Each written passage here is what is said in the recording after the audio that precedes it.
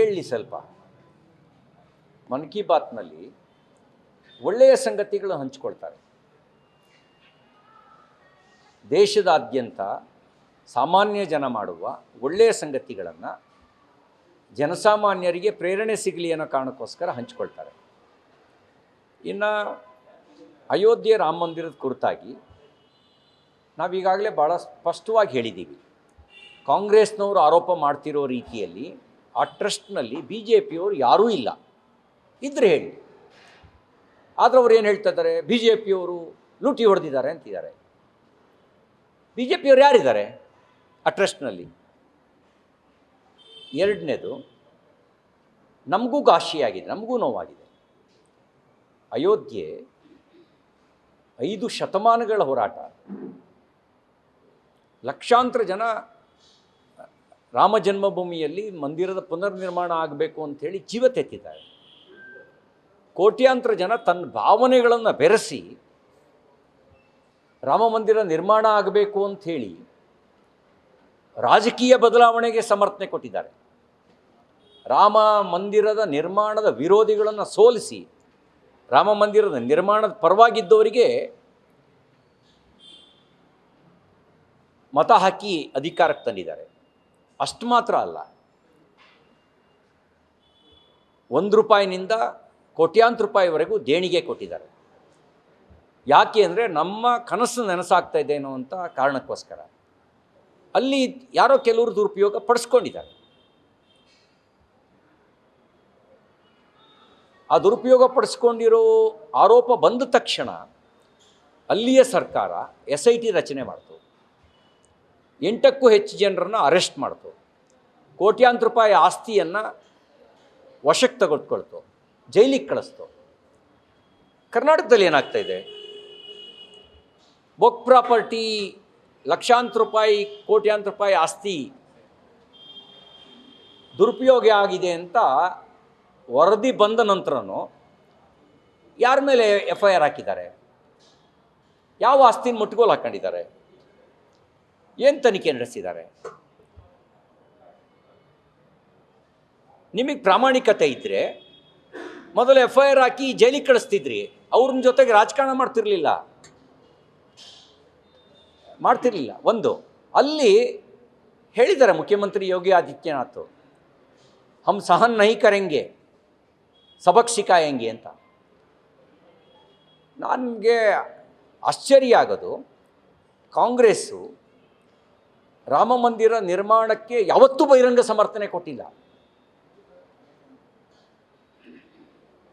ನಾನು ಕಳೆದ 4 ದಶಕಗಳಿಂದ ಸಾರ್ವಜನಿಕ ಜೀವನದಲ್ಲಿದ್ದೀನಿ. ಒಂದು ದಿನ ಕಾಂಗ್ರೆಸ್ಸಿಗರು ರಾಮ ಮಂದಿರ ನಿರ್ಮಾಣ ಆಗಬೇಕಲ್ಲಿ ಅನ್ನುವ ಮಾತಾಡಿಲ್ಲ. ಅಕಸ್ಮಾತ್ ಅವರು ಸಮರ್ಥನೆ ಮಾಡಿದರೆ ರಾಮ ಮಂದಿರ ನಿರ್ಮಾಣಕ್ಕೆ ಇಷ್ಟೊಂದು ಸಂಘರ್ಷ ಮಾಡೋ ಅವಶ್ಯಕತೆಯೇ ಬರ್ತಿರಲಿಲ್ಲ. ಬದಲಿಗೆ ಹೆಜ್ಜೆ ಹೆಜ್ಜೆಗೂ ವಿರೋಧ ಮಾಡಿದ್ರು.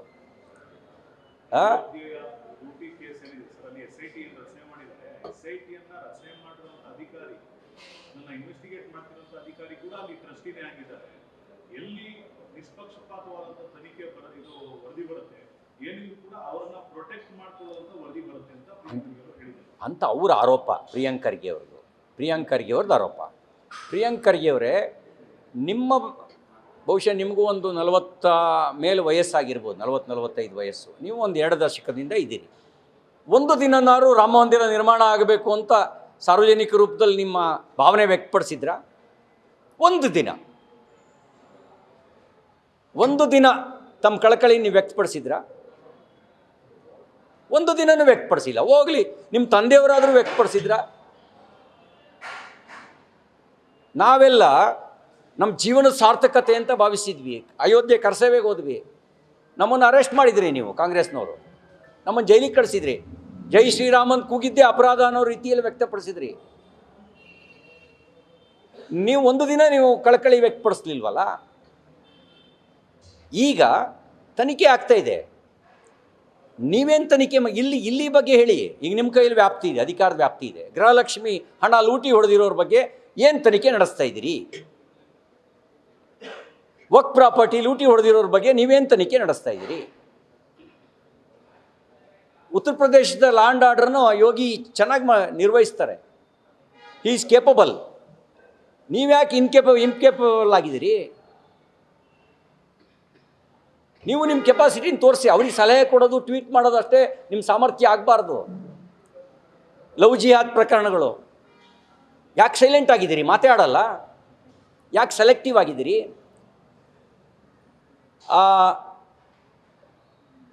ಹಾವೇರಿ ಜಿಲ್ಲೆನಲ್ಲಿ ನರೇಗಲ್ನಲ್ಲಿ ಒಂದು ಸಣ್ಣ ಕಾರಣಕ್ಕೆ ಹಲ್ಲೆ ನಡೆಯುತ್ತೆ.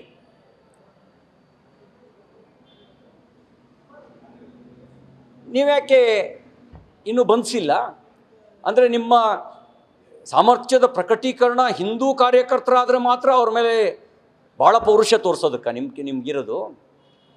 ಯಾಕೆ ಸುಮ್ಮನೆ ಇದ್ದೀರಿ?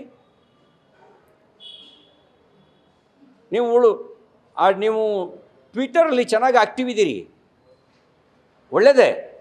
ನಿಮ್ಮ ಖಾತೆಯಲ್ಲೂ ಸ್ವಲ್ಪ ಆ್ಯಕ್ಟಿವ್ ಆಗಿ, ನೀವು ಗೃಹ ಮಂತ್ರಿಯಾಗಿ ಸ್ವಲ್ಪ ಸಕ್ರಿಯವಾಗಿ.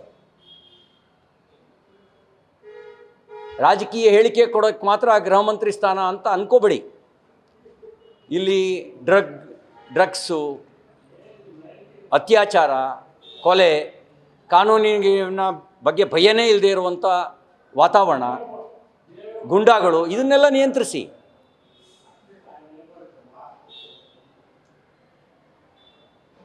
ಇವೆಲ್ಲ ನಿಮ್ಮ ವ್ಯಾಪ್ತಿಯೊಳಗೆ ಬರ್ತವೆ.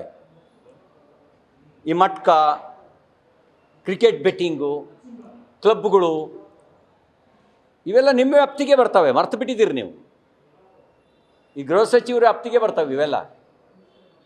ಹೂ ಈಸ್ ಆನ್ಸರಬಲ್ ಅಂದರೆ ಯು ಆರ್ ದ ಆನ್ಸರಬಲ್. ನೀವೇ ಉತ್ತರ ಕೊಡಬೇಕಾದವರು. ಅದನ್ನು ಉತ್ತರ ಕೊಡಬೇಕಾದವರು ಇನ್ಯಾರು ಅಂತ ನೀವ್ಯಾಕೆ ಭಾವಿಸ್ತೀರಿ?